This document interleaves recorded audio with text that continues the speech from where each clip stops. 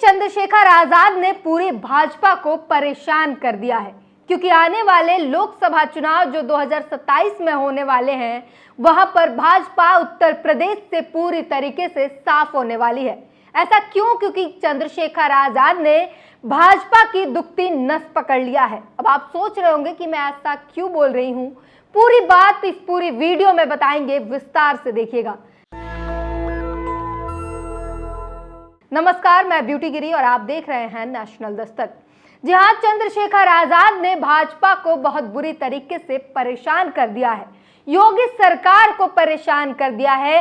और आने वाले 2027 में विधानसभा चुनाव जो उत्तर प्रदेश में होने वाले हैं, उसमें 2027 में भाजपा की सरकार नहीं बनेगी, ये मान तो खुद वहां के भाजपा के विधायक और मंत्री मान चुके हैं। लेकिन इसमें चंद्रशेखर का भी बड़ा रोल होने वाला है। चंद्रशेखर का रोल इसलिए क्योंकि जो मुद्दे चंद्रशेखर उठा रहे हैं, जिस पर कोई बात नहीं कर रहा, लाखों लाख छात्र किस तरीके से सड़क पर हैं और उनकी कोई बात नहीं कर रहा, लेकिन चंद्रशेखर आजाद इन सभी मुद्दों पर बात कर रहे हैं। ना सिर्फ बात कर रहे हैं, बल्कि सरकार को घेर रहे हैं।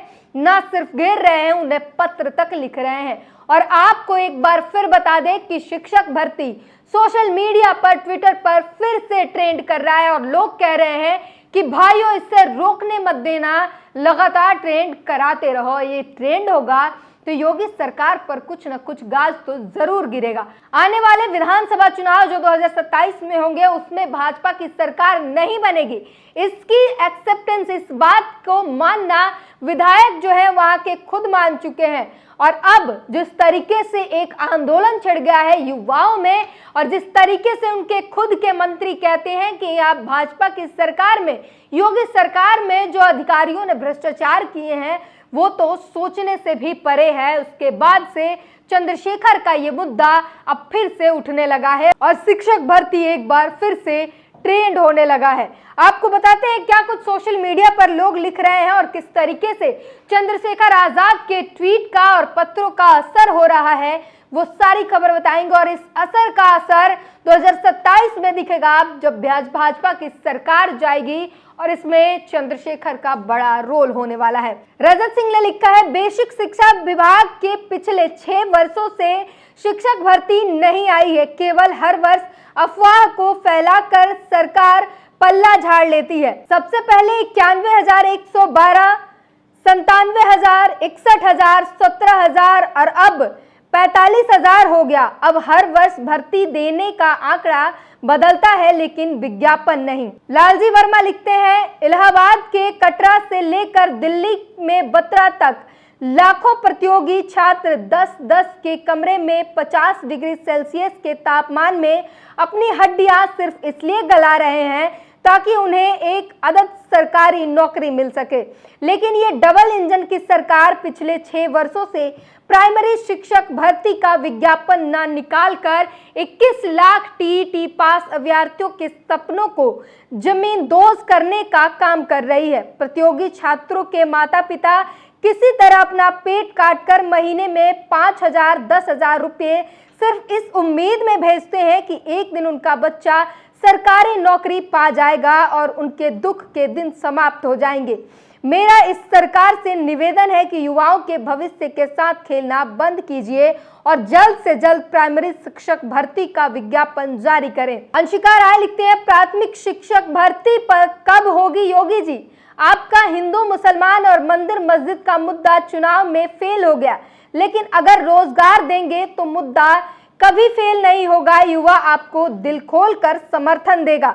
लालजी वर्मा फिर लिखते हैं, 21 लाख से ज्यादा टीईटी पास अभ्यर्थी 6 वर्षों से प्राइमरी शिक्षक भर्ती की राह देख रहे हैं। इलाहाबाद के सलोरी, गोविंदपुर, अल्लापुर में रहने वाले ज्यादातर अभ्यर्थी निराश होकर अपने गांव लौट रहे हैं। अतः माननीय मुख्यमंत्री योगी आदित्यनाथ जी से निवेदन है कि जल्द से जल्द कुछ करें। तो ये बड़ी खबरें हैं और आपको बता दें कि चंद्रशेखर ने जिस तरीके से बीएड के अभ्यर्थियों हैं, पेपर लीक हो या फिर शिक्षक भर्ती में हुए आरक्षण में घोटाले हो, इन सभी पर आवाज उठाए, पत्र लिखे और इसके बाद से मामला फिर गर्मा गया है। और लगातार योगी सरकार आम जनता के निशाने पर है, युवाओं के दबोच में आ गई है। मनोज काका लिखते हैं, यूपी के प्राथमिकी विद्यालय में 4 लाख शिक्षकों के पद खाली है, शिक्षक भर्ती विज्ञापन कब जारी करेगी सरकार। एक और यूजर ने लिखा, उत्तर प्रदेश के पिछले 6 साल से युवा नई शिक्षक भर्ती का इंतजार कर रहे हैं। इसी इंतजार के बाद युवाओं ने संघर्ष का रास्ता अपनाया। उत्तर प्रदेश के युवा अब बीजेपी को बर्दाश्त करने के मूड में नहीं है। इस बार युवा बीजेपी को सत्ता से बेदखल करने जा रहा है। तो ये बड़ी खबरें हैं जो लगातार सोशल मीडिया पर लोग लिख रहे हैं और ऐसे हजारों हजार ट्वीट है जो लोग साफ जिसमें दावा कर रहे हैं कि इस बार युवा इतना नाराज है भाजपा सरकार से कि बीजेपी की सरकार को बदलना चाहते हैं और इस बार बीजेपी की सरकार को बर्दाश्त नहीं किया जाएगा, क्योंकि बड़ी तादाद में युवा बेरोजगार हैं, भर्तियों के लिए राह देख रहे हैं और लाखों लाख लोग जो हैं वो पढ़ाई पर पैसे लगाने के बाद अब उन्हें रोजगार नहीं मिल रहा है, क्योंकि सरकार भर्तियों के जो है आवेदन नहीं आ रहे हैं, भर्तियों के लिए एडवर्टीजमेंट नहीं आ रहे और इस वजह से लोग परेशान हैं और लगातार पूछ रहे हैं कि जब खाली भर्तियां जो पद रिक्त है उन्हें कब भरा जाएगा। और इसमें आपको बता दें, चंद्रशेखर के लेटर का एक बड़ा असर हुआ है। लेटर लिखने के बाद ये मुद्दा फिर से ट्रेंड होने लगा है। चंद्रशेखर ने किन किन मुद्दों पर क्या कुछ लिखे, एक बार फिर से आपको याद दिला देते हैं या ताजा कर देते हैं।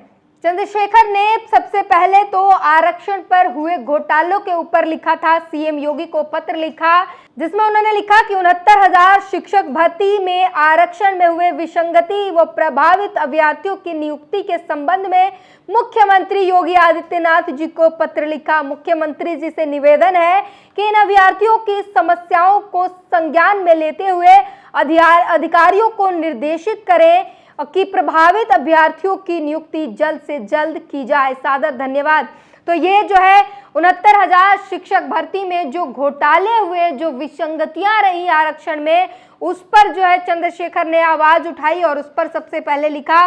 उसके बाद पेपर लीक पर भी उन्होंने आवाज उठाई और उस पर भी जो है उन्होंने पत्र लिखा। क्या कुछ लिखे अपने सोशल मीडिया के माध्यम से ये जानकारी देते हैं, क्योंकि नेशनल मीडिया इस पर कुछ बातें नहीं करता और बताता नहीं है। उनकी सोशल मीडिया पर ये सारे पोस्ट मिल जाते हैं। पेपर लीक के कारण निरस्त उत्तर प्रदेश पुलिस भर्ती परीक्षा 2024 की पुनः परीक्षा कराने हेतु मैं आपसे आशा करता हूं कि बेरोजगारों की पीड़ा व दर्द को समझेंगे और इस भर्ती प्रक्रिया को शीघ्र ही कुशलता पूर्वक संपन्न कराएंगे। ये भी पत्र उत्तर प्रदेश की योगी सरकार को लिखी गई और चंद्रशेखर ने उत्तर प्रदेश की सरकार को लिखते हुए कहा कि ये परीक्षाएं जो है पुनः कराएं और उनके दर्द को समझे। और ये अब बीएड के जो है छात्र जो अभ्यर्थी हैं उनके लिए भी उन्होंने पत्र लिखा। धर्मेंद्र प्रधान को लिखा, शिक्षा मंत्री को पत्र लिखा। देश के करोड़ों बेगुनाह बीएड अभ्यर्थी दिनांक 28 जून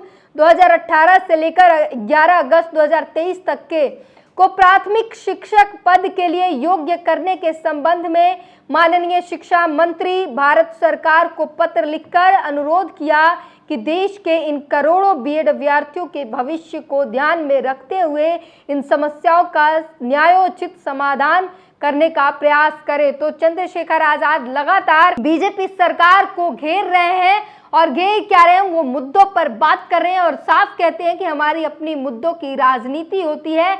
हम अम्बेडकरवादी हैं और अम्बेडकरवादियों के पास अपने राजनीति के मुद्दे हैं और इसी को लेकर जो है लगातार चंद्रशेखर सामाजिक मुद्दे जो सड़क के मुद्दे उठाते रहे वो अब संसद जाने के बाद भी भूले नहीं है और संसद जाने के बाद, सांसद बनने के बाद, नगीना से जीतने के बाद वो लगातार पत्र लिखकर ऑफिशियली इस बात का जो है ऑफिशियली सारे मुद्दे उठा रहे हैं और उसके बाद से अब फिर एक बार सोशल मीडिया पर शिक्षक भर्ती ट्रेंड करने लगा है। इस पूरी बातचीत पर चंद्रशेखर के लगातार उठाए जा रहे कदमों पर अपनी प्रतिक्रिया जरूर दीजिए।